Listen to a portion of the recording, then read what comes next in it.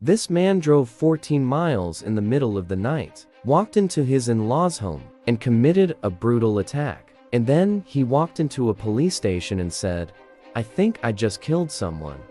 But here's the part that stunned an entire country. He claimed he was asleep. This is the unbelievable case of Kenneth James Parks, the so-called sleepwalking killer, and one of the most controversial criminal trials in modern history. Before we begin, make sure you subscribe to the channel and turn on notifications for more deep dives into shocking true crime cases.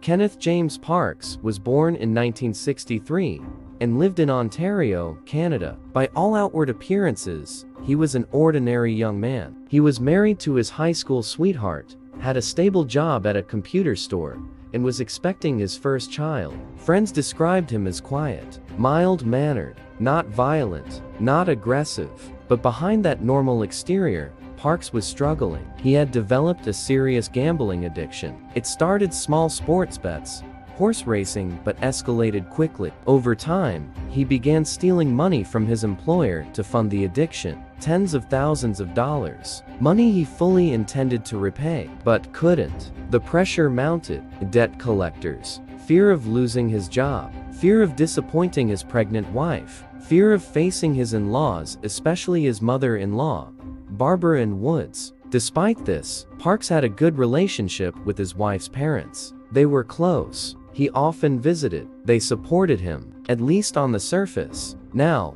here's something important. Parks had a documented history of sleepwalking. Since childhood, family members had witnessed episodes where he would get up, move around the house, even perform basic tasks while still asleep. He would have no memory of it afterward. Doctors classify severe sleepwalking as parasomnia, a disorder where complex behaviors occurred during deep sleep. But no one could have imagined what would happen on the night of May 24, 1987. It was around 4 a.m. Parks had fallen asleep on the couch after an evening at home with his wife.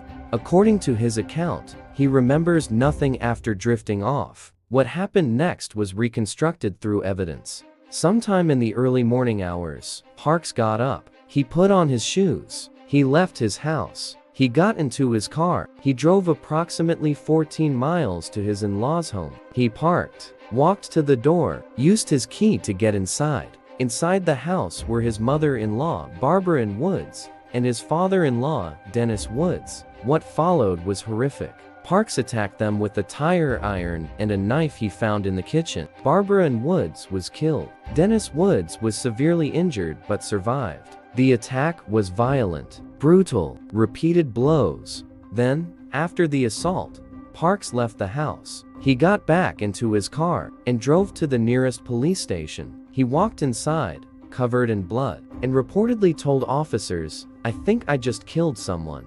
Officers initially thought he was intoxicated, but he wasn't. He was in shock, confused, bleeding heavily from a deep cut on his hand, a tendon completely severed, an injury so severe that doctors later said it would have been excruciatingly painful if he had been fully awake.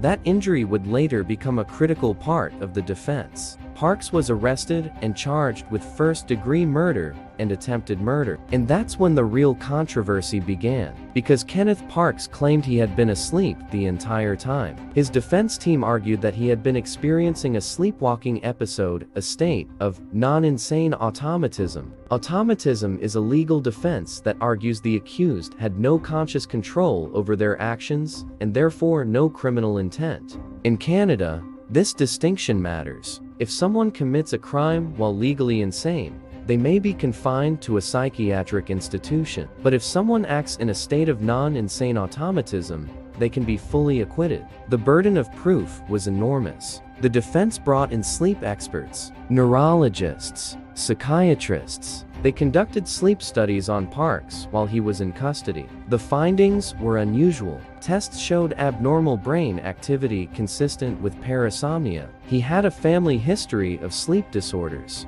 Medical experts testified that stress, including his gambling debt and fear of confrontation, could have triggered an extreme sleepwalking episode. One expert testified that during deep sleepwalking states, individuals can perform complex actions, walking, driving, even violence, all without conscious awareness. The prosecution wasn't convinced. They argued that the attack was too deliberate. He drove 14 miles. He navigated streets. He used a key to enter the home. He selected weapons. He targeted his in-laws. Those aren't random actions. That's intention. They suggested motive. His gambling debt.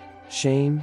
Fear of exposure. Perhaps he blamed his mother-in-law. Perhaps he feared confrontation. But there was a problem with motive. Evidence showed that Parks had planned to confess his embezzlement to his in-laws the next day. He had no history of violence, no prior threats. And then there was the hand injury. Doctors testified that the severed tendons would have caused extreme pain enough to wake someone instantly if they were conscious. Yet Parks reportedly showed no immediate reaction. Even more puzzling, after the attack, instead of fleeing or attempting to cover up the crime, he drove directly to the police station. That behavior complicated the prosecution's narrative. The trial began in 1988. Media coverage exploded. Was this a loophole? Could someone literally get away with murder by claiming they were asleep? Sleep experts debated publicly. Psychologists argued on television. The jury had to decide one core question.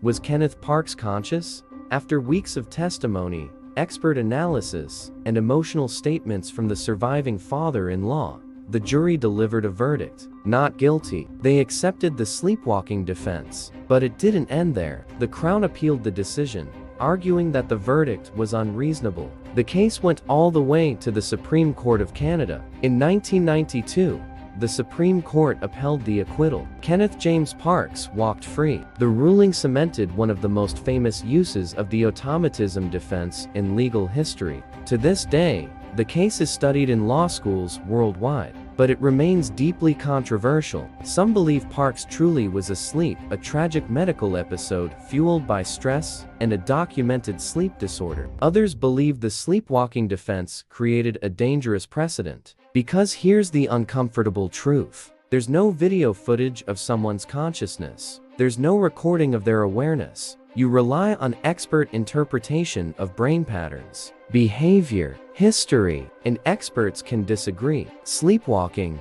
or somnambulism, typically occurs during deep non-REM sleep. In rare cases, episodes can involve complex motor activity, but violence during sleepwalking is extremely uncommon. Extremely. Critics argue that the complexity of Parks' actions driving safely, navigating familiar roads suggests partial awareness. Supporters point out that the brain can operate on autopilot during parasomnia episodes. Think about how often you've driven somewhere and barely remembered the trip. Now imagine that state amplified, distorted by stress and neurological instability. Kenneth Parks later underwent treatment for sleep disorders and gambling addiction. He kept a low profile after the trial. No interviews, no media tours, just silence. Meanwhile, Barbara and Wood's family was left to live with a loss that legal technicalities couldn't erase. Dennis Woods, the surviving father-in-law, reportedly forgave Parks, a detail that stunned many observers. Forgiveness in the face of unimaginable trauma. The case continues to spark debate about criminal responsibility. What defines intent? Is consciousness required for guilt? Can someone be physically capable yet mentally absent? And perhaps the most haunting question of all, if your own brain can commit violence while you lay asleep, who is truly in control? Kenneth James Parks' case forced the legal system to confront the blurry line between medical condition and criminal action. It challenged jurors to accept that not all violent acts come from conscious hatred or revenge. Sometimes, according to the court, they may come from a sleeping mind. Whether you believe the verdict was justice or a loophole likely depends on how you view human consciousness itself. Is the mind always in control? Or are we more fragile than we think? One night, one drive, one family destroyed, and a verdict that still divides opinions decades later. If you found this case fascinating, Make sure you subscribe and turn on notifications for more deep dives into the most controversial and shocking cases in true crime history. Drop your thoughts in the comments. Do you believe Kenneth Parks was truly asleep? Or do you think justice failed? Thanks for watching, and I'll see you in the next one.